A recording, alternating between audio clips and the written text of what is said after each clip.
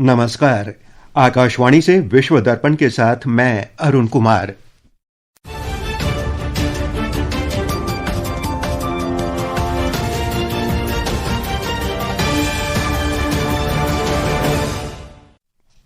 मुख्य समाचार। भारत ने वेनेजुएला में हाल के घटनाक्रम पर गहरी चिंता व्यक्त की, सभी संबंधित पक्षों से संवाद के माध्यम से मुद्दों का समाधान करने का आह्वान किया।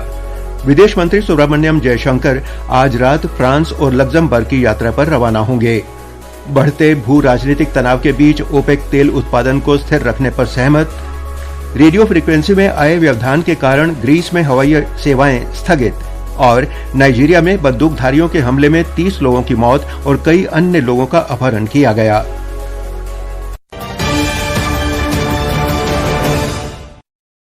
और अब समाचार विस्तार से।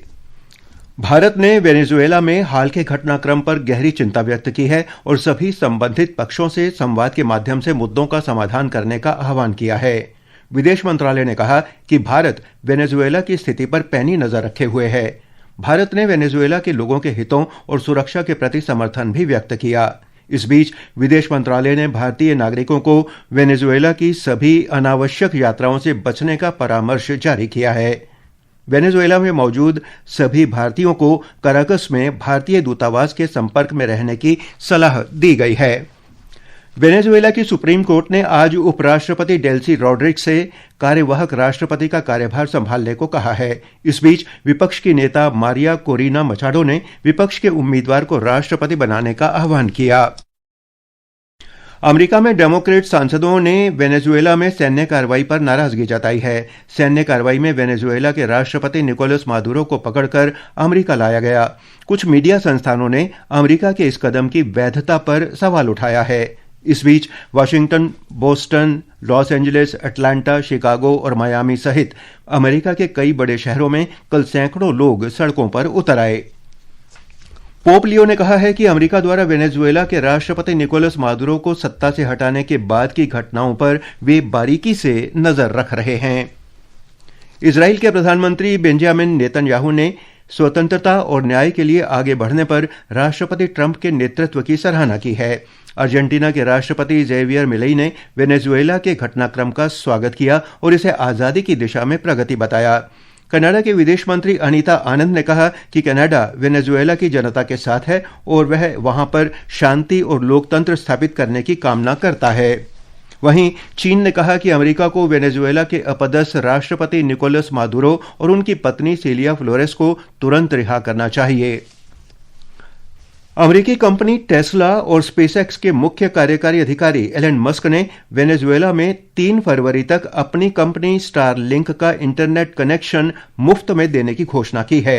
ये घोषणा ऐसे समय में हुई है जब वेनेजुएला में राजनीतिक घटनाक्रम तेजी से बदल रहा है। विदेश मंत्री सुब्रमण्यम जयशंकर फ्रांस और लग्जमबर्ग की 6 दिन की यात्रा पर आज रात रवाना होंगे। डॉक्टर जयशंकर पेरिस में फ्रांस के नेताओं से मुलाकात करेंगे और विदेश मंत्री जियान नोएल बैरोट के साथ बातचीत करेंगे। दोनों नेता भारत फ्रांस रणनीतिक भागीदारी के अंतर्गत हुई प्रगति और वैश्विक महत्व के मुद्दों पर विचार विमर्श करेंगे। डॉक्टर जयशंकर फ्रांस एम्बेसडर सम्मेलन में मुख्य अतिथि होंगे। विदेश मंत्री लग्जमबर्ग में उप प्रधानमंत्री और विदेश मंत्री जेवियर बेटेल तथा अन्य नेताओं के साथ बातचीत करेंगे। वे लग्जमबर्ग में भारतीय समुदाय के लोगों से भी बातचीत करेंगे। सेना प्रमुख जनरल उपेंद्र द्विवेदी संयुक्त अरब अमीरात और श्रीलंका की यात्रा पर जा रहे हैं। मित्र देशों के साथ रक्षा सहयोग और सैन्य संबंध मजबूत करने के भारत के कार्यक्रमों का ये एक हिस्सा है। एक रिपोर्ट। रक्षा मंत्रालय ने कहा है कि जनरल द्विवेदी कल 2 दिन की यात्रा पर संयुक्त अरब अमीरात जाएंगे। इस दौरान सेना प्रमुख संयुक्त अरब अमीरात के थल सेना के कमांडर सहित सैन्य बलों के वरिष्ठ अधिकारियों से मुलाकात करेंगे और प्रमुख सैन्य प्रतिष्ठानों का दौरा करेंगे। सेना प्रमुख दूसरे चरण में श्रीलंका जाएंगे और सेना के वरिष्ठ अधिकारियों तथा नेताओं के साथ बातचीत करेंगे। वे श्रीलंका सेना के प्रमुख से भी मुलाकात करेंगे। भारतीय सेनाओं के सर्वोच्च बलिदान के सम्मान में IPKF समर स्मारक में श्रद्धांजलि अर्पित करेंगे। सेना प्रमुख की ये यात्रा हिंद महासागर क्षेत्र और पश्चिम एशिया के मित्र देशों के साथ रक्षा सहयोग मजबूत करने और आपसी विश्वास बढ़ाने की भारत की प्रतिबद्धता सुदृढ़ करता है। विश्व दर्पण के लिए प्रशांत कुमार। विश्व दर्पण समाचार आकाशवाणी से प्रसारित किए जा रहे हैं। ताज़ा समाचार जानने के लिए आप हमारे social media handle x@AIR News Hindi को फॉलो कर सकते हैं। विश्व दर्पण में आपका फिर स्वागत है। पेट्रोलियम निर्यात करने वाले देशों के संगठन ओपेक प्लस ने प्रमुख सदस्य देशों के बीच बढ़ते राजनीतिक तनाव और व्यापक भू राजनीतिक अनिश्चितता के बावजूद तेल उत्पादन में स्थिरता बनाए रखने पर सहमति व्यक्त की है। ओपेक के 8 भागीदार देश सऊदी अरब, रूस, संयुक्त अरब अमीरात, कजाकिस्तान, कुवैत, इराक, अल्जीरिया और ओमान सामूहिक रूप से विश्व के लगभग आधे तेल का उत्पादन करते हैं। उन्होंने अप्रैल से दिसंबर 2025 के बीच उत्पादन लक्ष्य को लगभग 2.9 मिलियन बैरल प्रतिदिन तक बढ़ाया था, जो वैश्विक मांग के लगभग 3% के बराबर था। अधिक आपूर्ति की चिंताओं के बीच तेल की कीमतें 2025 में 18% से अधिक गिर गईं, जो 2020 के बाद से सबसे बड़ी वार्षिक गिरावट है। ओमान ने 2026 के लिए 29.77 अरब डॉलर का सामान्य राज्य बजट स्वीकृत किया है। इसमें लगभग 31.15 अरब डॉलर के सार्वजनिक व्यय का अनुमान है और लगभग 4% आर्थिक विकास का लक्ष्य निर्धारित किया गया है। ओमान ओपेक का सदस्य है और खाड़ी क्षेत्र के छोटे तेल उत्पादकों में से एक है। बांग्लादेश हिंदू बौद्ध ईसाई एकता परिषद के नेताओं ने कल बांग्लादेश नेशनलिस्ट पार्टी BNP के कार्यकारी अध्यक्ष तारिक रहमान से राजधानी ढाका में मुलाकात कर पार्टी की अध्यक्ष और पूर्व प्रधानमंत्री बेगम खालिदा जिया के निधन पर शोक व्यक्त किया। हमारे संवाददाता ने बताया कि श्री रहमान ने अल्पसंख्यक नेताओं से कहा कि आम जनता की सुरक्षा सुनिश्चित करने और लोकतांत्रिक संस्थाओं के पुनर्निर्माण के लिए कानून व्यवस्था की बहाली आवश्यक है। बांग्लादेश के अल्पसंख्यक नेताओं ने अल्पसंख्यक समुदायों के खिलाफ बढ़ती हिंसा पर चिंता जताई और BNP के कार्यकारी अध्यक्ष तारिक रहमान को 8 सूत्री मांगों का ज्ञापन सौंपा। उन्होंने इन मांगों को पार्टी के चुनावी घोषणा पत्र में शामिल करने की अपील की। इस पर तारिक रहमान ने कहा कि सभी नागरिकों की सुरक्षा और अधिकारों को सुनिश्चित करने के लिए कानून व्यवस्था बहाल करना और लोकतंत्र को मजबूत करना जरूरी है। वह लोगों को बहुसंख्यक और अल्पसंख्यक में बांटने में विश्वास नहीं करते और सभी नागरिक एक ही पहचान रखते हैं, वे सभी बांग्लादेशी है। नवल सिंह परमार, आकाशवाणी समाचार, ढाका।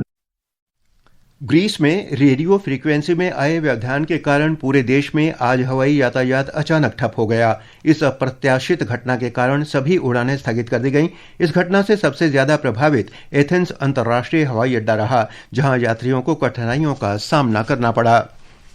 नाइजीरिया में नाइजर राज्य के कासुवान दाजी गांव में कल रात बंदूकधारियों के हमले में 30 लोगों की मौत हो गई और कई लोगों का अपहरण कर लिया गया। पुलिस के अनुसार बंदूकधारियों ने लोगों पर गोलियां चलाईं और स्थानीय बाजार तथा कई घरों में आग लगा दी। यह हमला संघर्षग्रस्त क्षेत्र में चल रही हिंसा की घटनाओं के बीच हुआ है। अधिकारियों ने बताया कि हमलावर काबे जिले के राष्ट्रीय उद्यान के जंगलों से आए थे। इससे पता चलता है कि वन क्षेत्रों का उपयोग सशस्त्र गिरोहों द्वारा छिपने के ठिकानों के रूप में किया जा रहा है। ईरान में एक सप्ताह से चल रही अशांति के दौरान 16 लोगों की मौत हो गई है। ईरान में बढ़ती कीमतों और आर्थिक कठिनाइयों के विरोध में प्रदर्शन हो रहे हैं और ईरान में पिछले 3 वर्षों में सबसे गंभीर आंतरिक चुनौतियां उत्पन्न हुई हैं। गंभीर आर्थिक मुद्दों को लेकर विरोध प्रदर्शन 28 दिसंबर से शुरू हुए थे और अब ये सत्ता परिवर्तन के आह्वान में बदल गए हैं। उत्तर कोरिया द्वारा आज कई बैलिस्टिक मिसाइलें दागे जाने के बाद जापान ने आपातकालीन अलर्ट जारी किया है। उत्तर कोरिया ने ये मिसाइलें ऐसे समय में दागी हैं जब दक्षिण कोरिया के राष्ट्रपति चीन रवाना होने वाले थे। अमेरिकी सेना ने कहा है कि उसे आज पूर्वी सागर में उत्तर कोरिया से दागी गई मिसाइलों के बारे में जानकारी मिली है। इस बीच अमेरिका ने अपने सहयोगियों की सुरक्षा के प्रति अपनी प्रतिबद्धता दोहराई है। और अब अंत में इस बुलेटिन के मुख्य समाचार एक बार फिर। भारत ने वेनेजुएला में हाल के घटनाक्रम पर गहरी चिंता व्यक्त की, सभी संबंधित पक्षों से संवाद के माध्यम से मुद्दों का समाधान करने का आह्वान किया। विदेश मंत्री सुब्रमण्यम जयशंकर आज रात फ्रांस और लग्जमबर्ग की यात्रा पर रवाना होंगे। बढ़ते भू राजनीतिक तनाव के बीच ओपेक तेल उत्पादन को स्थिर रखने पर सहमत। रेडियो फ्रीक्वेंसी में आए व्यवधान के कारण ग्रीस में हवाई सेवाएं स्थगित और नाइजीरिया में बंदूकधारियों के हमले में 30 लोगों की मौत और कई लोगों का अपहरण किया गया। इसके साथ ही विश्व दर्पण का ये अंक समाप्त हुआ। नमस्कार।